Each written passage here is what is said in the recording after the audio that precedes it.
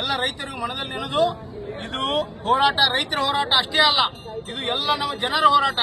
ಯಾಕಂದ್ರೆ ನಮ್ಮ ಭಾರತ ದೇಶ 90% ರೈತರನ್ನು ಅವಲಂಬಿತವಾದ ದೇಶವಾಗಿದೆ.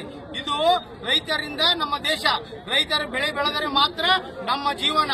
ದಯಮಾಡಿ ಇದು ಕಬ್ಬಿನ ವಿಷಯ ಅಷ್ಟೇ ಅಲ್ಲ, ಎಲ್ಲಾ ಬೆಳೆಗಳಿಗೂ ಕಬ್ಬಿನ ಬೆಲೆ ಅಷ್ಟೇ ಅಲ್ಲ, ಎಲ್ಲಾ ಬೆಳೆಗಳಿಗೂ ನಿಗದಿತ ಬೆಲೆಯನ್ನು ಮಾಡಿ ಸರ್ಕಾರ ತನ್ನ ಮಟ್ಟದಲ್ಲಿ ಇದಕ್ಕೊಂದು ತನ್ನದೇ ಆದಂತ ಕಾಯ್ದೆ ಹಾಗೂ ಜೀವವನ್ನು ಪಾಸ್ ಮಾಡಬೇಕು.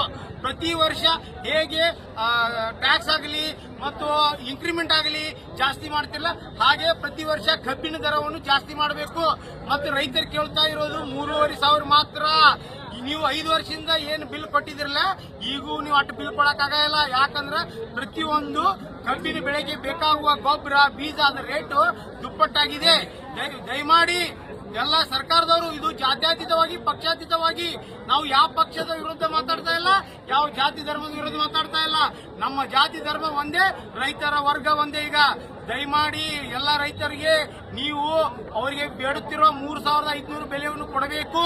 ಇನ್ನು ಮುಂದಿನ ಕಾಲದಲ್ಲಿ ನೀವು 3,500 ನಿಗದಿ ಮಾಡದಿದ್ದರೆ ನಾವು ಎಲ್ಲರೂ ಮುಖಂಡರು ಹಾಗೂ ವಕೀಲರು ಹಾಗೂ ಎಲ್ಲ